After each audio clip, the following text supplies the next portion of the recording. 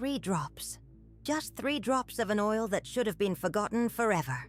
And the moment I touched that doorknob, everything changed. Have you ever felt like there's an invisible door between you and everything you desire? That no matter how hard you try, no matter how much you strive, something always blocks your path? I felt that for years, until I found Kathryn's journal. But who was Kathryn? And why were her writings hidden in a trunk that no one should have ever opened? What you're about to discover in the next few minutes isn't in any book. It's not in any esoteric shop. And there's a reason for that.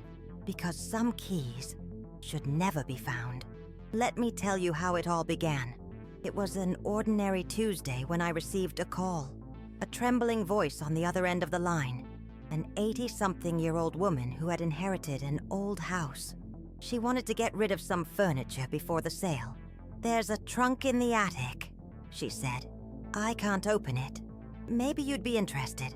I've worked with antiques for 15 years. I've seen it all." Or so I thought. The trunk was covered in a layer of dust that seemed decades old. Dark wood, antique hardware, 3 locks. But the strange thing was that 2 of them were open. Only 1 remained locked. And there was something engraved on the lid. 3 words in Latin. Porta semper aperta. The door always open. My first reaction was logical. To call a locksmith. But when I touched the lock, it simply opened. As if it had been waiting for me. Inside the trunk, wrapped in linen fabric yellowed by time, was a diary. Handwritten pages in ink that still retained its original color, even after all this time. And on the first page, a signature. Kathryn Whitmore, 1847. You know that moment when you feel like you're about to discover something you shouldn't? That's exactly what I was feeling. The first pages spoke of an ordinary life.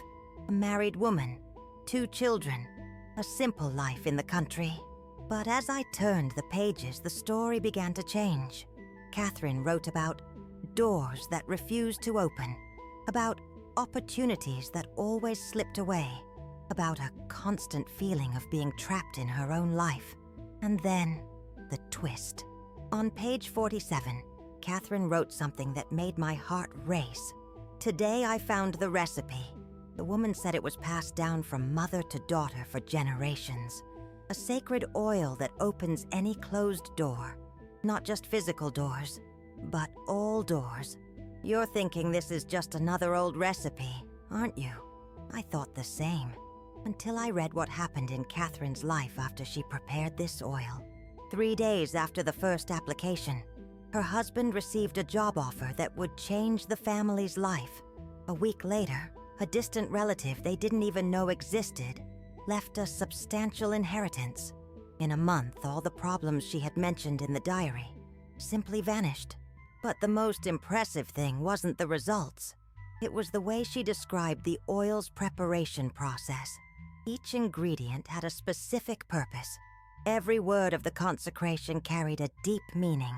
And each place where the oil should be applied corresponded to a specific area of life.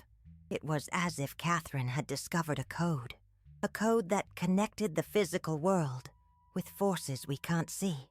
Of course, you're wondering, does this really work? I asked myself the same question, and I decided to test it. First, I needed to gather the ingredients.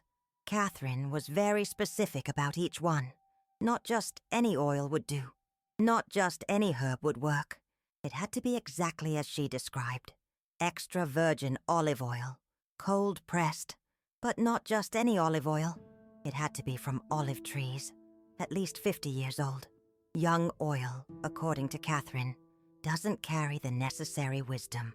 3 drops of lavender essential oil, but only lavender harvested during the waxing moon. Kathryn explained that the waxing moon's energy enhances the oil's expansive capacity. A pinch of coarse sea salt, not refined salt. Salt that still carries the energy of the ocean, the primordial force of transformation.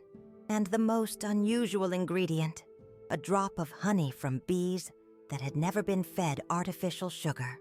Kathryn called it honey of purity, the genuine sweetness that attracts true blessings. But gathering the ingredients was only the beginning. The preparation was a ritual in itself. Kathryn described that the oil should be prepared during the transition between afternoon and evening, the exact moment when the day delivers its energy to the night. That's when the doors of the invisible crack open, she wrote. The process began with the purification of the container, a dark glass vial, washed with running water, and dried with a white cloth that had never been used for other purposes.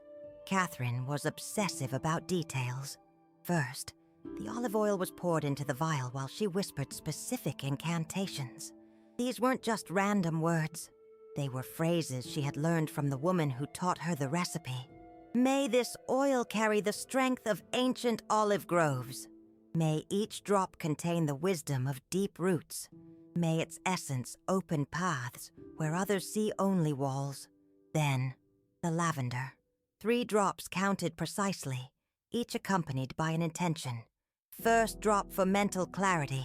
Second drop for inner peace. Third drop for the courage to cross. The sea salt was sprinkled while she visualized endless oceans. Salt of the earth, salt of life, dissolve all resistance that hinders my growth. And finally, the drop of honey, the most delicate moment.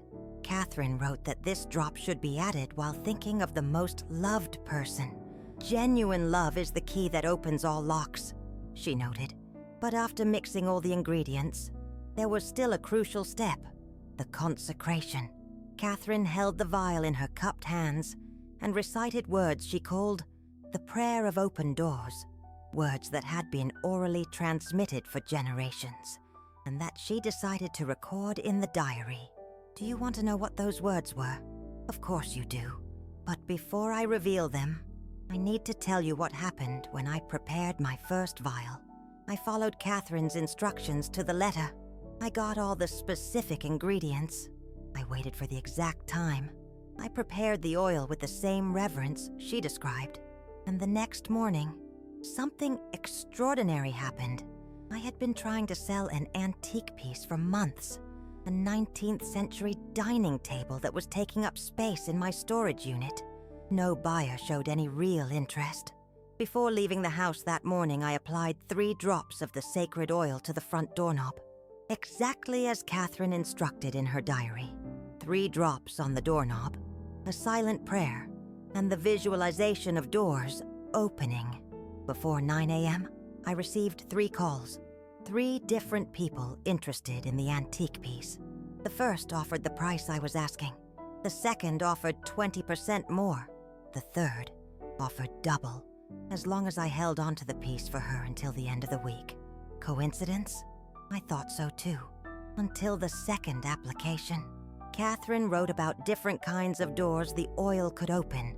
Physical doors were just the beginning.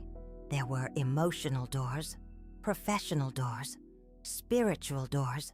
Each type of door required a specific application. For financial matters, the oil should be applied to the drawer where you keep money or important documents. For relationships, to the frame of a special photograph. For career advancement, to the object that represents your work. I decided to test the professional application. For weeks, I'd been trying to contact a private collector, someone who owned extremely rare pieces and never answered emails or calls. His collection was legendary in the field, but he was known for being extremely reserved. I applied the oil to my business card, just 1 drop on the upper right corner, and that same afternoon, I left the card at the door of his office. 2 days later, my phone rang. It was him. He not only responded to my contact, but invited me to see his private collection. He said that something had changed his perception about accepting visitors. At that moment, I began to understand that Kathryn had discovered something far beyond a simple recipe. She had found a way to work with energies that most people don't even imagine exist. Energies that permeate our physical reality but usually go unnoticed. The oil wasn't magical in the fantastical sense of the word. It was a tool, A way to focus intention and direct energy precisely, like a conductor channeling electricity to where it needs to go. But there was something more. Something Kathryn discovered only after months of using the oil. On page 83 of the diary, she wrote about the law of corresponding doors, a discovery that completely changed how she understood the oil's workings. I discovered today that every door opened with the sacred oil corresponds to the closing of a door that no longer serves me, she noted. It's as if the universe maintains a balance. For something new to enter, something old needs to leave. Kathryn began to notice patterns. When a financial opportunity opened up, an unnecessary expense disappeared from her life. When a toxic relationship ended, a true friendship emerged. When one door closed definitively, 3 others opened. It was as if the oil didn't just open doors. It organized a person's entire life according to a higher purpose. And that's when I understood that I had found something far more powerful than a simple ancient recipe. Have you ever stopped to think how many closed doors exist in your life right now? Doors you don't even realize are locked because you've gotten used to living without crossing them. The door of financial abundance that always seems to have an invisible lock. The door to deep relationships that never opens completely. The door of creativity that you know exists, but seems sealed for years. Kathryn wrote about this with impressive clarity. Doors don't close because fate willed it so, she noted. They close because we lose the key, and the key has always been our ability to believe that we deserve to cross them. The sacred oil wasn't just a physical substance.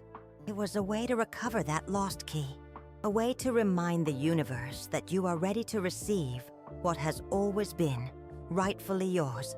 But Kathryn also warned about responsibilities. Whoever opens doors with the sacred oil assumes the responsibility of crossing them. She wrote on page 96, "There's no turning back. Once the door opens, pretending it doesn't exist is wasting a sacred gift." It was a serious warning. The oil wasn't for the curious or skeptical. It was for people truly ready for real changes in their lives. And real changes, as Kathryn discovered, aren't always comfortable at first. She described periods of adaptation after major openings, days when she felt like she was learning to live in a completely new reality, like a person who spends years in a small room and suddenly finds themselves in an immense palace. Abundance frightens those accustomed to scarcity, she wrote. Freedom confuses those who have lived a long time in prison. The sacred oil doesn't just open doors. It forces us to grow until we become worthy of what lies on the other side. That's when I began to understand why the diary was hidden, why Kathryn hadn't publicly shared her discovery. Some information is too powerful to be released indiscriminately. It needs to reach only the right people, at the right time, when they are truly prepared. And you, who are listening to this now, maybe you are one of those people. But before revealing the complete prayer and the specific application methods, I need to tell you about the last entry in the diary. The entry that changed everything I thought about this oil. It was December 1849. Kathryn was about to complete 2 years using the sacred oil. Her life had been completely transformed. Her family had prospered. Her children were healthy and happy. Her husband had become a respected man in the community. Everything seemed perfect. But on the last page, she wrote, Kathryn made a discovery that left her speechless. Today I understood that the oil was never about opening external doors, she wrote in a slightly shaky script. It opens the only door that truly matters, the inner door, the passage between who we are and who we are destined to be. Kathryn had realized that all external transformations were merely reflections of a deep inner change. The oil didn't change the world around her. It changed how she related to the world. When you become who you truly are, she concluded, all the doors that need to open, simply open. It was her last entry in the diary, not because she stopped using the oil, but because she had understood that she no longer needed to document the results. She had become the key herself. And now you understand why finding this diary wasn't a coincidence. You understand why these pages have found their way into your hands through my story. You understand why, at this very moment, there's a strange feeling in your chest, as if a very old door is beginning to creak, about to open, because it's time for you to know the complete prayer, the exact words Kathryn used to consecrate the oil, the specific instructions for each application, and the signs that indicate when the doors are truly opening. But first, take a deep breath, because once you hear these words, once you truly understand the power being revealed, there's no turning back. Your life will never be the same. The door between who you are today and who you can become is about to open. Are you ready to walk through it? The consecration prayer Kathryn recorded in her diary wasn't just a collection of words. It was a specific sequence of sound vibrations that she had learned from the mysterious woman who taught her the recipe. Hold the vial with both hands, she instructed. Close your eyes and feel the weight of the oil between your palms. Then whisper the words as if you're telling a secret to the universe. The words were these: "Sacred oil, bearer of ancestral light, I ask you to carry my pure intention. May each drop be a golden key. May each application be an invitation for the benevolent forces of the universe to open paths where today I see only obstacles. May this oil be a bridge between my desire and its fulfillment, between my prayer and its answer. Just as olive trees grow towards the sun, may my life turn towards the abundance destined for me. Amen." Kathryn noted that the words should be repeated 3 times. In the first repetition, visualizing a golden light enveloping the vial. In the second, imagining this light expanding and filling the entire room. In the third, seeing the light connect with an infinite source of energy above her head. I felt a subtle vibration in my hands, she described about her first consecration, as if the oil had awakened to its true purpose. But consecration was only the first step. The real power lay in the application. Kathryn had developed a precise system. Each area of life corresponded to a specific location where the oil should be applied, and each application had its own mini activation prayer. For financial matters, the oil should be applied to the drawer where money, cards, or important documents are kept, 3 drops forming a triangle, while saying, "May abundance flow through this material door." For romantic relationships, a drop in the upper right corner of a photo of the couple, or, if single, on a photo of oneself smiling.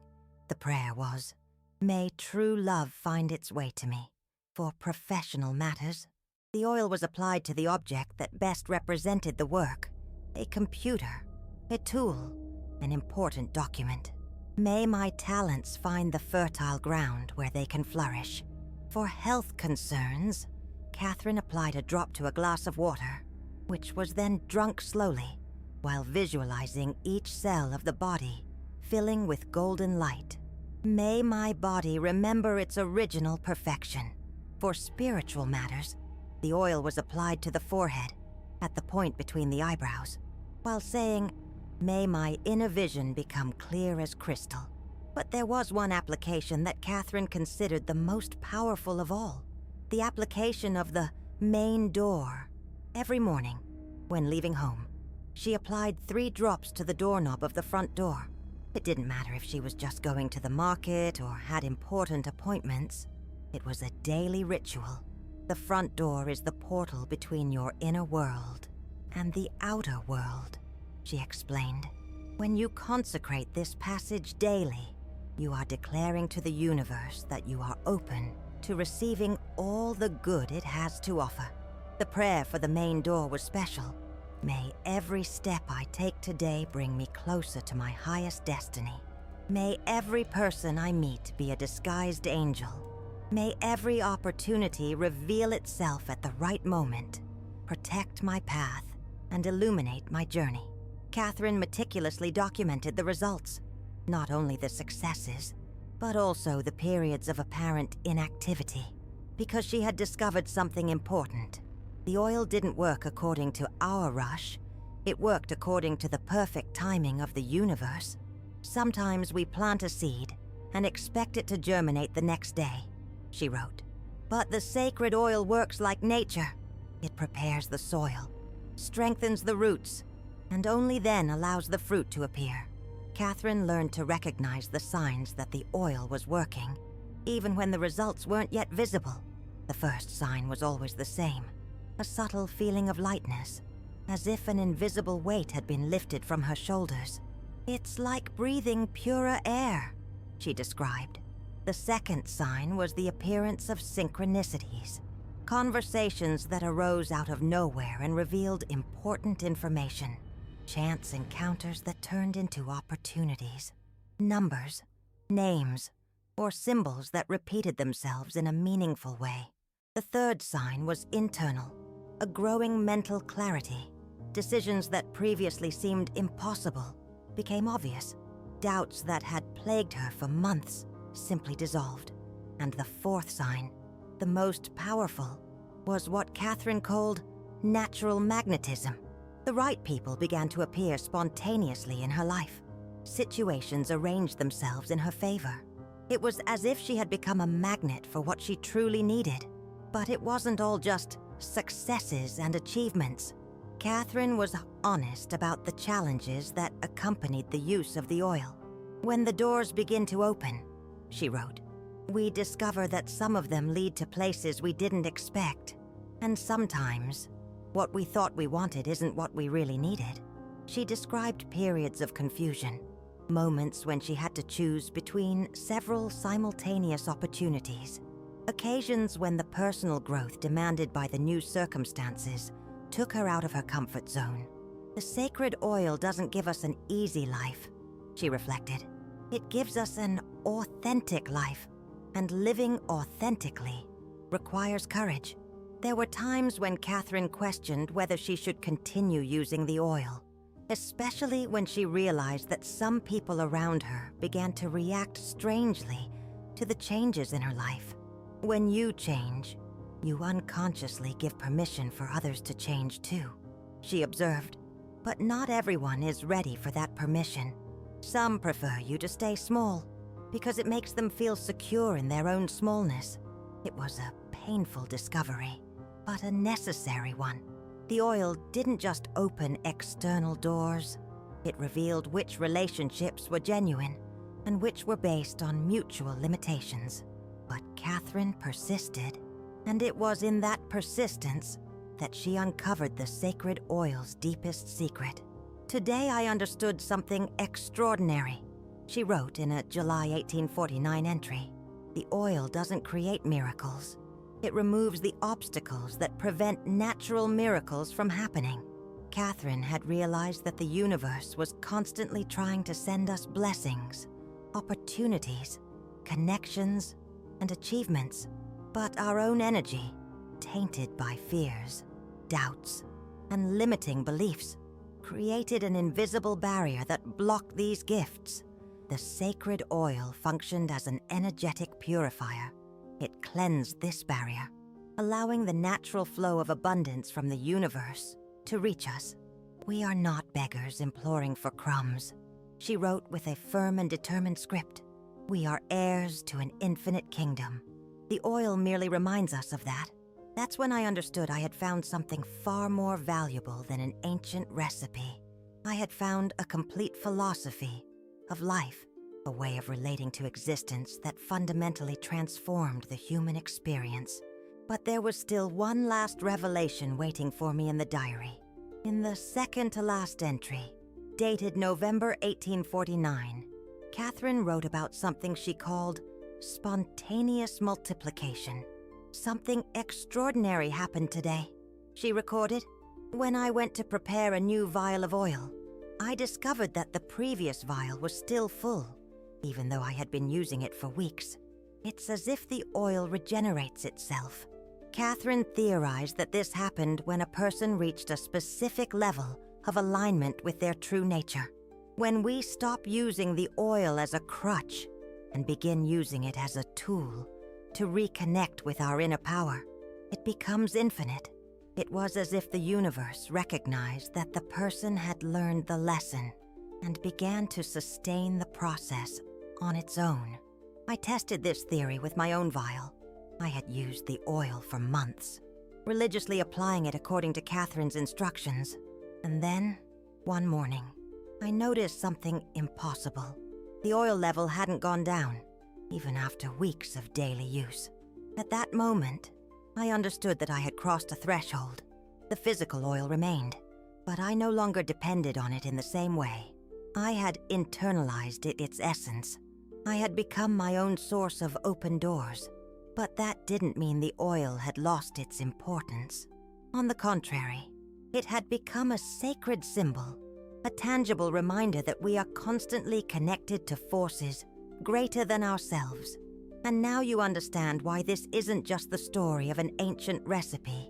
It's the story of a rediscovery, the rediscovery of who we truly are and what we are truly capable of.